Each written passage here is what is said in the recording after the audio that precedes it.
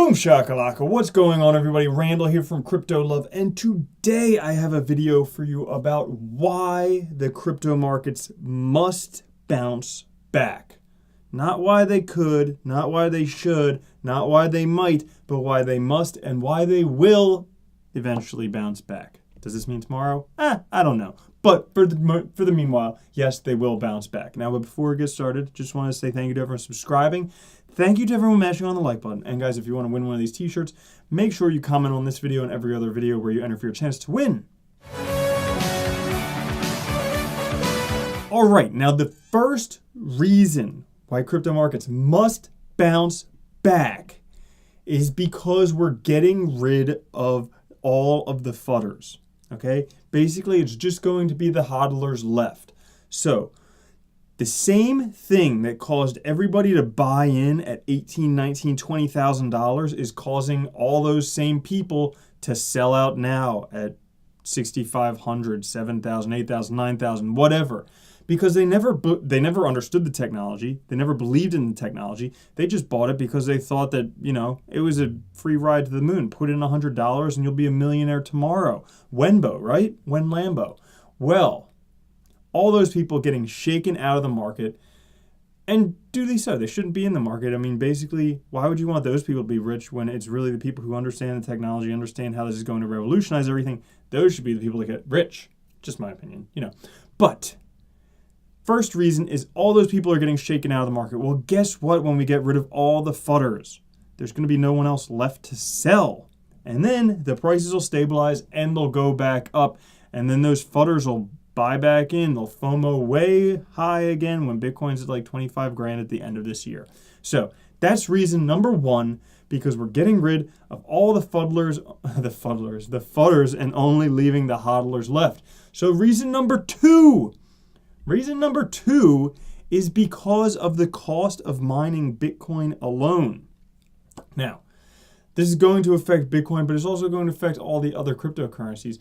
But just for Bitcoin alone, it could cost up to $64,000 to mine a single Bitcoin by 2019. Now, this is based on some research done by Fundstrat. Tom Lee, he does a whole bunch of stuff. But basically, right now, it costs between $2,000 and $6,000 to mine a Bitcoin. Right now, the price is at $6,500. If it goes below $6,000, guess what? Miners aren't going to be selling their Bitcoin. It's not going to be profitable to sell their Bitcoin. So they're just going to hold them. There's going to be a lot less Bitcoin in circulation, which means the price will go up. Simple economics, supply and demand. Even if demand goes down, if the circulating supply goes down quite a bit, guess what? The price has to go up.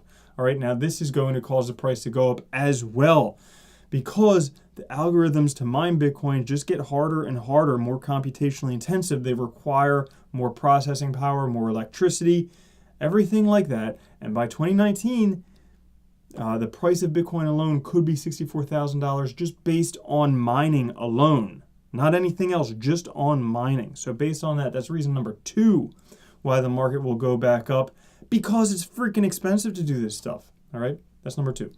Number three, this is a big one. I mean, this is institutional investors and regulation. Okay, this is something we're seeing every day in the news right now, institutional investors and regulation. So there's so many things coming out for institutional investors. We heard about Goldman Sachs and a whole bunch of other Wall Street companies getting into cryptocurrencies. How about Coinbase with their institutional products? How about the SEC saying that Bitcoin and Ethereum are not securities right now?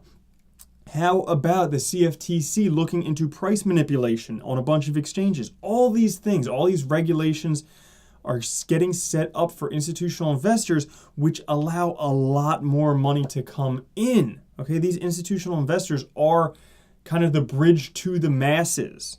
All the people who just, you know, have a, what do they call this person? Who basically call someone up and be like, hey, I want to invest whatever the hell. A broker. Yeah, all these people who have a broker who want to put money in every month. Well, guess what? These brokers are going to start selling them cryptocurrencies. They're going to be like, hey, this Ethereum thing is the next big thing. But if you think Ethereum's good, just wait for EOS. That's going to be enormous. Well, that's going to flood the market with a lot of money. No, we're not there yet, but we're towing up to the line. All these things are getting closer and closer and closer. I mean, Coinbase wouldn't have added a whole institutional suite if we weren't right on the verge of doing that.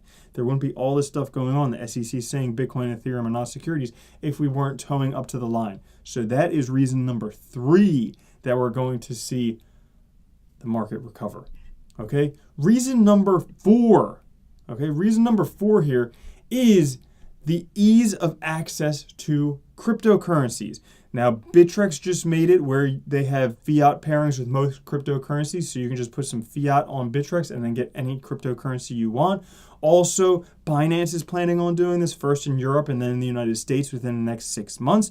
But also, banks are opening up Bitcoin trading desks, all these different things where the average person can get into crypto markets a lot easier.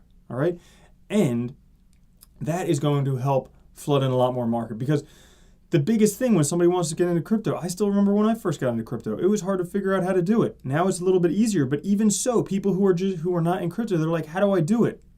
This is so hard. Well, it's going to be less and less hard, and that is going to ease adoption. The easier it is for people to get in, the more willing they will be to put money in. And then that is reason number 4. And I saved the last reason for last, for number 5, because it is the best reason, at least in my opinion. Okay? So reason number 5 is Katy Perry's crypto clause. Reason number 5 is public opinion. Okay? This, in my opinion, is the largest factor in cryptocurrency adoption, but also in the expansion of the market. All right? I remember back in the day when Facebook was just this thing you chatted with friends, you stayed in touch with friends with. Then Facebook became something that everyone's mom was on and dad, and then their grandparents. And then people can't live a day without going on Facebook.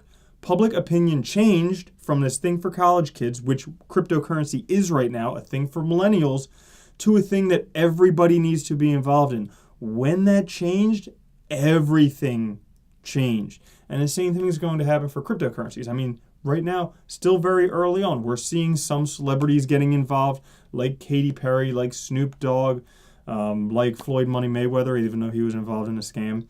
But we're seeing people get involved that's going to change public opinion. When public opinion changes, when it becomes, right now it's not normal, unless you're a millennial. Right now it's not normal to hold cryptocurrency, to use cryptocurrency, to pay for everything in cryptocurrency, to live off of cryptocurrency. Right now, that's not normal. As soon as that becomes normal, probably 3 to 5 years, maybe 10 max, as soon as that becomes normal, holy shit, we're talking those 100x gains that everyone's talking about. We're talking that $20 trillion market cap that Tim Draper's talking about. That is when it's going to happen, once we change public opinion. So that's why I say this one for last, because this is by far the most significant factor. The most significant factor, and it's only a matter of time. We're starting to see it. It'll get more and more and more and more and more until it's not normal to not use crypto, and then everybody will be using crypto because they don't want to be left out. So, guys, that for you was my 5 reasons why the crypto markets must bounce back. Why they must bounce back, just to go over them for you again. Number 1, getting rid of the fudders. Number 2, just the cost of mining alone, okay, is going to shoot Bitcoin's price up. Number 3, institutional investors and regulations. Number 4, ease of access. And number 5, in my opinion, the most important, public opinion. When that changes, everything changes. Game over, yacht party, and then we're going to hop off the yacht and sink the yacht just because we have that much money and we can do that shit. All right, so I'll catch you guys later. Thanks so much for watching. Love you. Have a good one. Peace.